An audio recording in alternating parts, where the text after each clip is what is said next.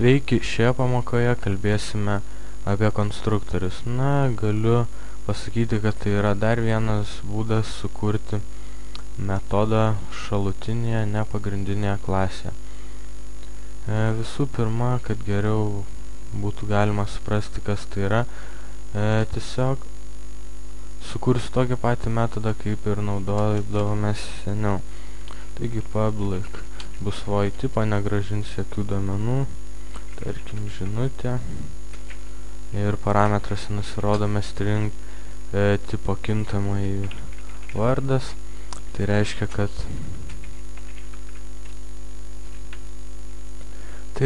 šis metodas šį kintamąjį naudos savo spausdinime.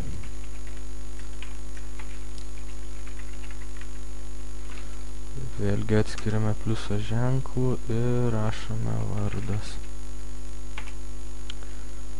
Ir kai susikūrėme šalutinėje programoje metodą, čia prieš porą pamokų buvo tokia situacija, tuomet susikūrėme šalutinės klasės objektą,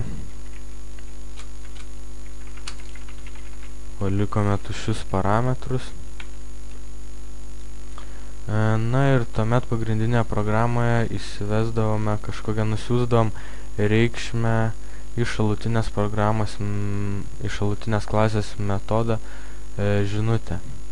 Ir tuomet atspausdindavo sveiki ir tam tikrą įvestą vardą. Tiesiog dabar panaudokime tą objektą, kurį susikūrėme. Ir tai darosi štai taip, objektas, taškas, ir rašome to metodo tipą, kurį norime naudoti, šiuo atveju žinutę.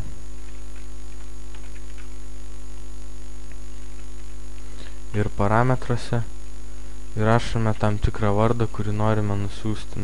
Šiuo atveju, tarkim, Laura kokia. Paleidžiame programą. OK.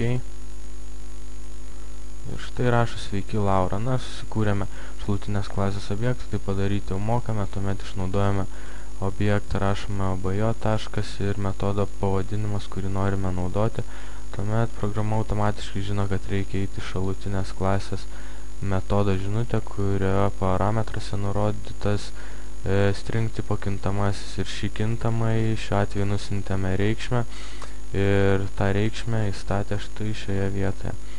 Dabar pakalbėkime apie konstruktorius. Konstruktorius yra toks dalykas, jis irgi yra metodas, tačiau jis skiriasi nuo paprastų metodų tuo, kad jo pavadinimas tampa su klasės pavadinimu.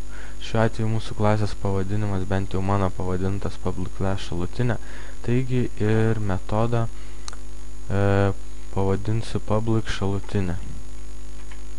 Parametruose nusirodysiu irgi string tipo kintamai, tiesiog, kad nebūtų toks pats kaip metodė žinutė, pavadinsiu tiesiog word.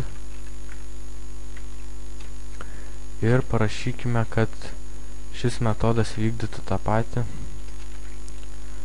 ką ir metodas žinutė. Ir dabar esminis skirtumas tarp konstruktoriaus ir paprasto metodo yra tas, kad norėdami nusiųsti reikšmę konstruktoriui, neprivalome rašyti štai tokio sakinio, ta prasme išnaudoti objektą, rašyti taškas, konstruktoriaus pavadinimas ir kintamoji reikšmė, kurią norime nusiųsti. Tiesiog tai galime padaryti paprastesniu būdu.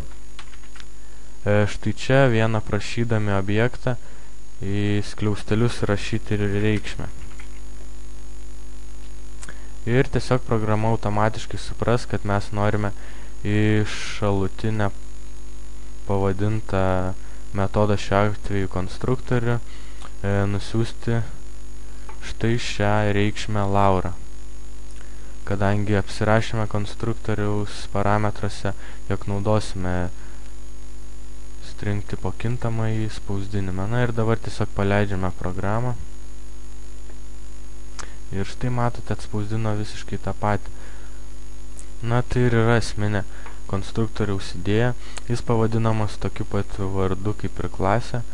Ir jeigu yra nurodomi kažkokie tai parametrai, mes galime, ta prasme, visuomet, kai kažkokia metode nurodomi parametrai, reikia ar tai pagrindinėje klasėje ar toje pačioje klasėje, naudojant tą metodą reikia nusiųsti kažkokią tai reikšmę.